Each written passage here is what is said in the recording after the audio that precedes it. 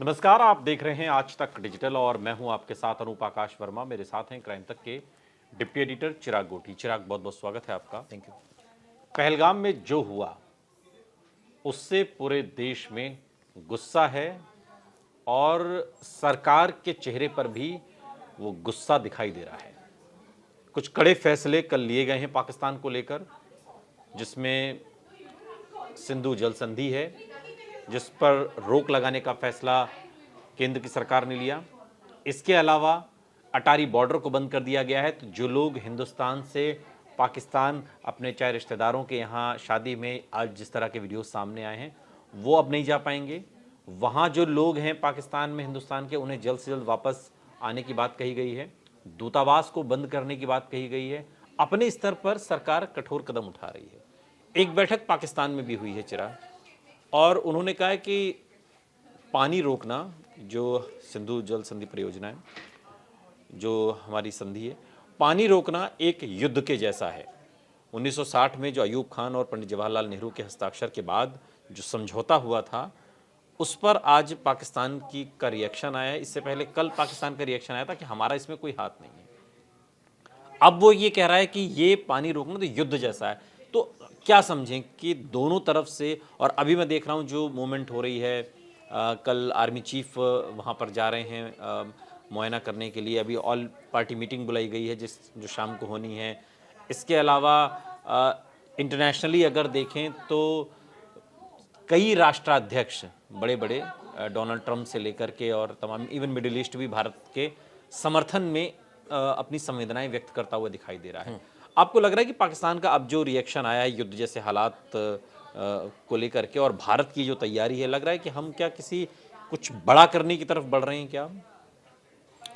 देखिए, अभी जो वहाँ एनएससी है, नेशनल सिक्योरिटी कमेटी, उसकी मीटिंग हुई है जिसमें प्रधानमंत्री जो वहाँ के हैं, शहबाज सरकार जो है, तीनों सेनाध्यक्ष वहाँ पर मौजूद थे। और उन्होंने कहा है कि भाई एयर स्पेस एक तो बंद कर दिया है, दूसरा उन्होंने धमकी दी है और ये कहा है सैफ लहजे में कि जिस तरह की कार्रवाई की है भारत ने, जो जल समझौता रद्द किया है, वो युद्ध जैसा है। तो मतलब ये तो खुद ही वो इस तरह की बातें कर रहा है। हमने तो सिर्फ जो एक्शन हुआ है उसका रिएक्शन दिया है। सिंपल सी बात है, जिस तरह की घटना हुई है, भारत के पास सबूत हैं कि पाकिस्तान के आतंकी वहाँ आए, उन्होंने इस तरह की घटना को अंजाम दिया। आने वाले वक्त में वो पकड़े भी जाएंगे।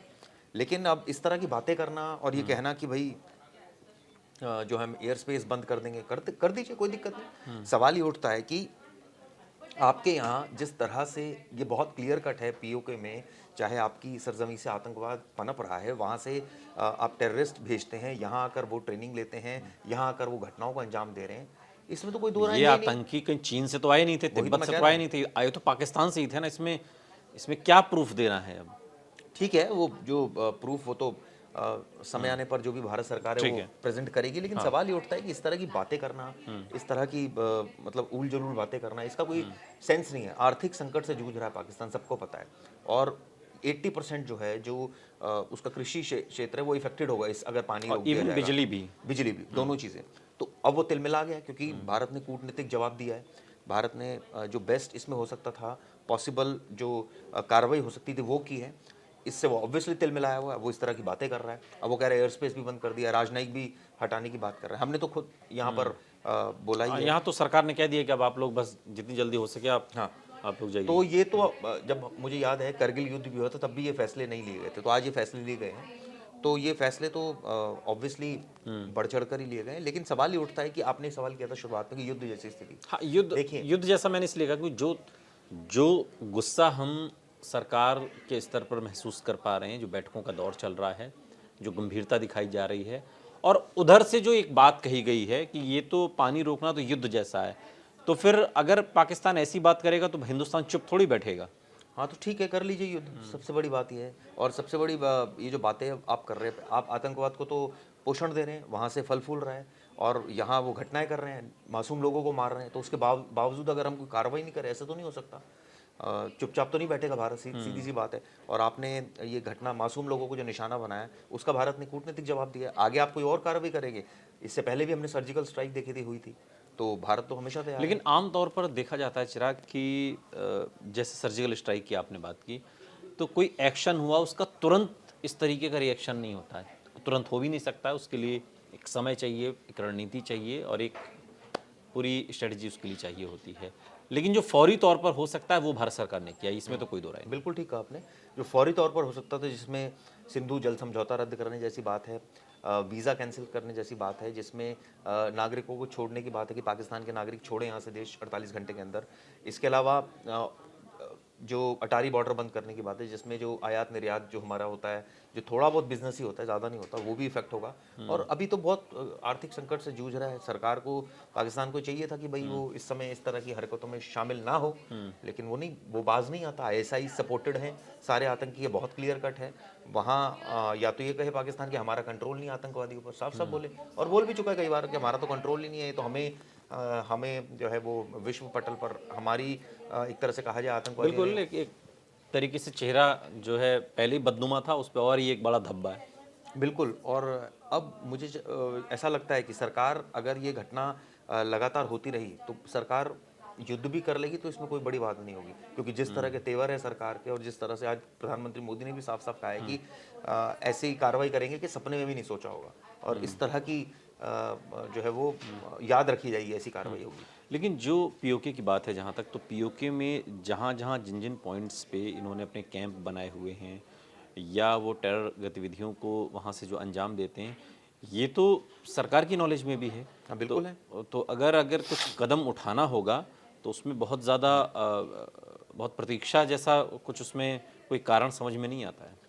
नहीं, लास्ट टाइम हमने देखा था सर्जिकल स्ट्राइक जब हुई थी, तो भी ये बताकर चीज़ें नहीं होती, पहली बताकर तो नहीं होती, बट ऑब्वियस है, ये वो तो बड़ी प्लानिंग तो के साथ जब होती हो है, जाएगी तब पता चल पता जाएगा। चल जाएगा कि हो गई है।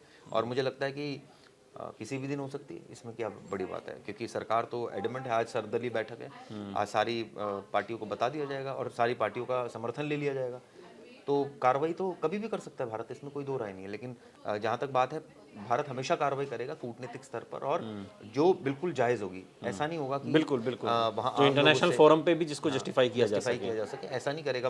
पाकिस्तान की तरह हरकतें नहीं करेगा कि यहाँ अपने आतंकियों को भेजकर, भाड़े के टट्टुओं को भेजकर, और यहाँ इस तरह से घटनाओं को अंजाम दिलवा रहा है जिसमें मासूम लोग मारे जा रहे हैं। इस तरह की हरकत भारत नहीं करता कभी भी। और जिस तरीके से ये घटना हुई, निश्चित तौर पर उसने मानवता को शर्मसार किया और आतंकवाद का जो सबसे घिनौना चेहरा हो सकता था उसको दिखाया।